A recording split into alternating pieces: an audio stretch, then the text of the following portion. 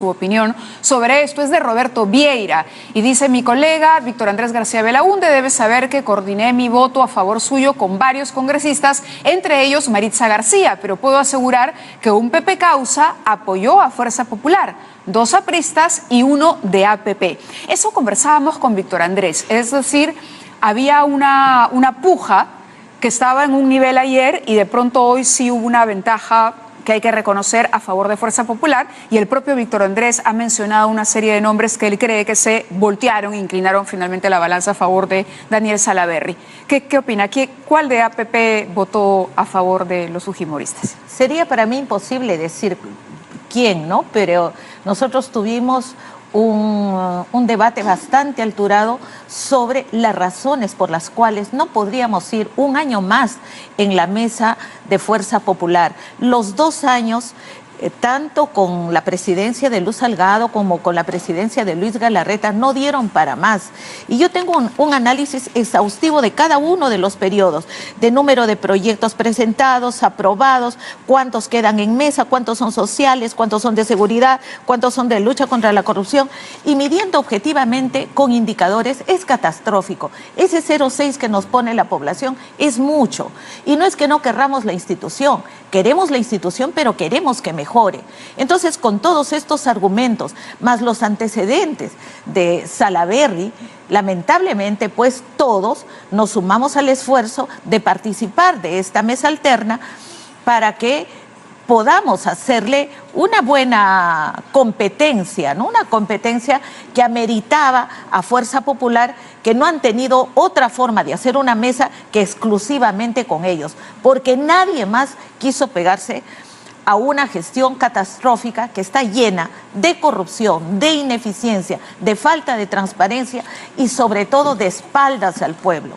En ese contexto, Mávila, yo creo que hay un punto positivo que hay que rescatar, y es que todas las bancadas se han unido para ponerse al frente y decir: no queremos más corrupción, queremos eficiencia, queremos transparencia, queremos rendición de cuentas, no queremos gastos superfluos, y espero que esta mesa directiva que entre renuncie a tantos beneficios que se han dado en estos 2 años y que le muestren a la población que efectivamente sí va a haber una política de austeridad, sí va a haber una política de control, y espero que ese señor Gibaja salga ya. ¿Cuándo va a salir? ¿Cuándo nos van a tener alineados justamente a quienes son sus herramientas politiqueras? Porque eso no es política, ¿no? Ese abuso dictatorial que hay y que lo vemos semana a semana, mes a mes, tiene que terminar. Entonces, por lo menos ya hay una unión, ya hay una conversación. Y ¿sabes qué era lo principal? No sé si lo comentó Vitocho, pero era que se trabajó un plan para las prioridades programáticas, o sea, en todas estas leyes que hay, ¿cuál ponemos primero, segundo, tercero? Y se priorizó primero lucha contra la corrupción, segundo, inseguridad ciudadana. Ambas cosas nos llevan a la impunidad, por lo tanto es lo primero. En tercer lugar, eran todos los temas sociales en base a la descentralización, comenzando por las zonas de pobreza, pobreza extrema. Y era también fundamental la reconstrucción con cambios y destrabar proyectos grandes que generaran empleo. Entonces, teniendo muy claro qué vamos a poner sobre la mesa, lo otro fluye, ¿no? Y esperamos que no haya otra vez esa cultura de obstruccionismo. En ese contexto, bueno, han ganado ellos, deseemos el mayor de los éxitos, pero pongamos y continuemos con esa priorización programática que el pueblo necesita, reclama, pide de todas maneras. Ahora, usted menciona que ha hecho un análisis exhaustivo de los 2 años que la mesa ha sido manejada por el fujimorismo, primero por Luz Salgado y luego por Luis Galarreta. El tema de los gastos superfluos, por ejemplo, ¿podría ser más específica qué cosas ha encontrado y qué no debería ocurrir de ahora en adelante que el señor Salaverry asume la presidencia del Congreso? ¿Qué, por ejemplo, no puede ocurrir? La entiendo en lo de Walter Gibaja, la entiendo completamente, porque además es un pedido que se le hizo y que Galarreta no ha cumplido. Galarreta no cumplió, porque se supone que debía salir el señor Gibaja con todos los cuestionamientos como jefe de seguridad del Congreso, y sin embargo sigue ahí, que yo sepa, o ya lo retiraron. No lo han retirado. No lo han retirado. No lo han retirado. Salió, pero salió de vacaciones, ya ha venido más fortalecido y empoderado. Eso tiene que cambiar. Por favor. Galarreta prometió la fiscalización de recursos, fortaleciendo la democracia mediante un Congreso que sintoniza con la población y lucha contra la corrupción. Los gastos se han incrementado, en algunos rubros 30%, en otros 40%, pero en otros 70%. Por ejemplo, ¿en cuáles? ¿En cuáles rubros? Por ejemplo, el tema de combustible, el tema de papel, el tema de gastos superfluos como las flores, el tema de sistemas y el tema de contratación de personal. El tema de transparencia. Mira, hasta ahora no me pueden dar las facturas de las compras por el fenómeno del Niño. Que había solicitado. Así es. Entonces, ¿qué es eso? ¿Es desorden? ¿Es corrupción? ¿Es falta de control? ¿Qué cosa es? Es terrible ver cómo en los plazos establecidos, por ejemplo, de las iniciativas enviadas al Congreso, en lugar de agilizar el tema de, por ejemplo, tengo 578 proyectos de ley dictaminados y sin aprobar. ¿Cómo va a ser posible que el Perú, estando ansioso de normas que cambien la realidad, nos quedemos con 578 proyectos? Luego, el tema de los dictámenes pendientes en cada comisión. Eso se llama efectividad. Y eso tenemos que exigir para este periodo. Tenemos que ver además que es fundamental, y lo dije, a mí me pareció muy bien cuando él presenta en su discurso cuál va a ser la agenda programática priorizada y se une a las políticas de Estado y cómo van a priorizar los proyectos en función a las políticas de Estado, en función al fortalecimiento del régimen democrático, en función a todo lo que tiene que ver cambio en los partidos políticos, el tema de descentralización, el tema de lucha contra la corrupción, el tema de reducción contra la pobreza y todo lo que tiene que ver con equidad y justicia social. Si tú ves lo resaltado es no cumplió, no cumplió, no cumplió, no cumplió, cumplió en 30%, 40%, 50%. Eso sobre la gestión de Luis Galarreta. Así es. Y por lo que la escucho, no es muy optimista respecto a Salaverry. Ahora, el señor Salaverry trae consigo también una mochila.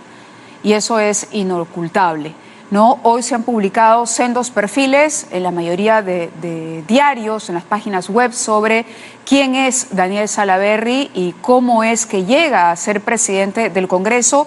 Se habla del queiquista, se habla de sus deudas todavía impagas con la SUNAT, se habla de un enriquecimiento ilícito, de un crecimiento en su patrimonio en 14 veces el patrimonio de Salaverry, y son cosas que él todavía no ha podido explicar. Y sin embargo, hoy es la máxima autoridad del presidente del Parlamento.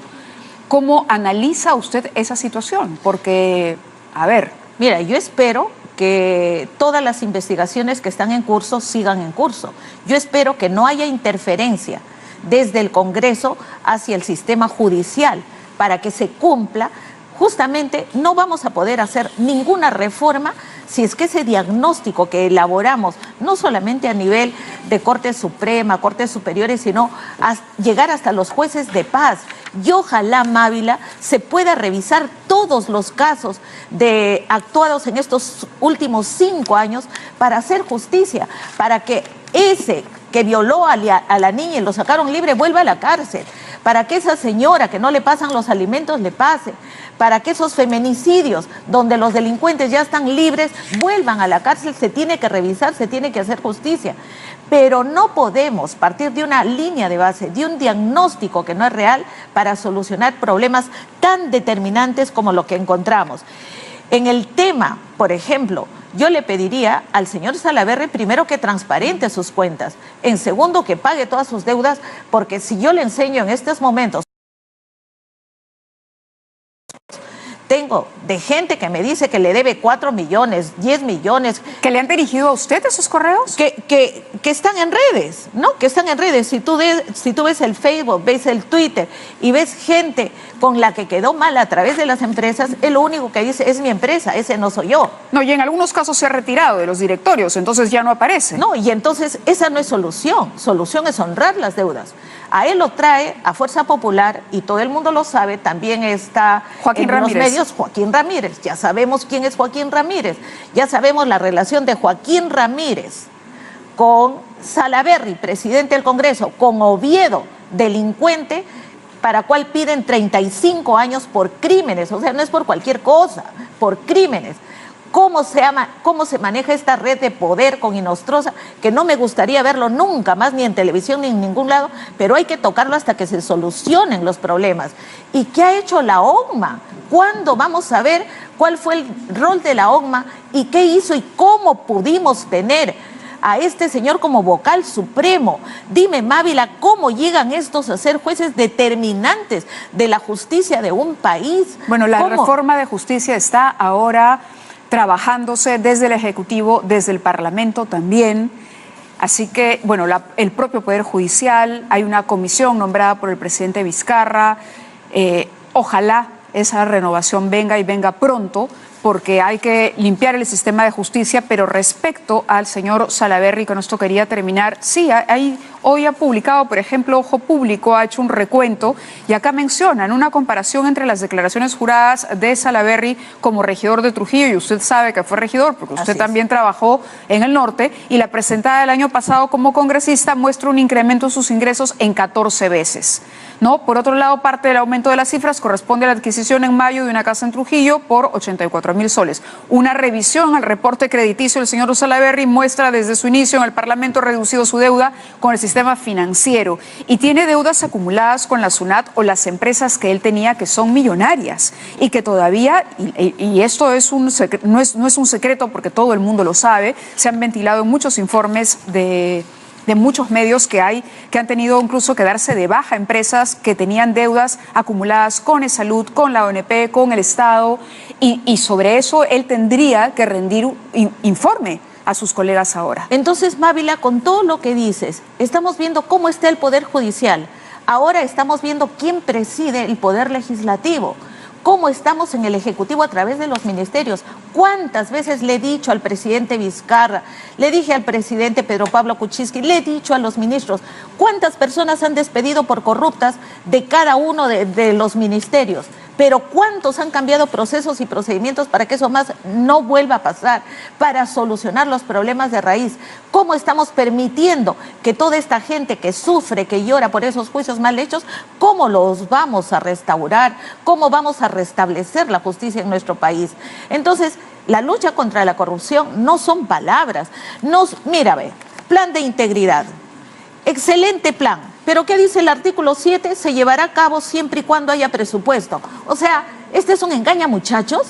Vamos a hacer lo mismo con las nuevas propuestas que nos presentan. Entonces, yo considero que tenemos que trabajar primero a conciencia, segundo, mirando el dolor, el sufrimiento de la población, y en tercer lugar, sacar a los corruptos, porque mientras sigamos con corruptos no va a haber ninguna reforma que sea válida. Correcto, Gloria, le agradezco su presencia en el programa. Hemos hecho una revisión y lo mejor para el Congreso de la República de aquí en adelante, ¿no? Esperemos que de verdad sea una reflexión profunda y una verdadera fiscalización al interior, porque hay varias cosas, hay varias denuncias que el Congreso como institución, como poder del Estado, todavía no le aclara a la ciudadanía. Le agradezco nuevamente y estaremos conversando en los próximos días también. Gracias a ti, Mávila.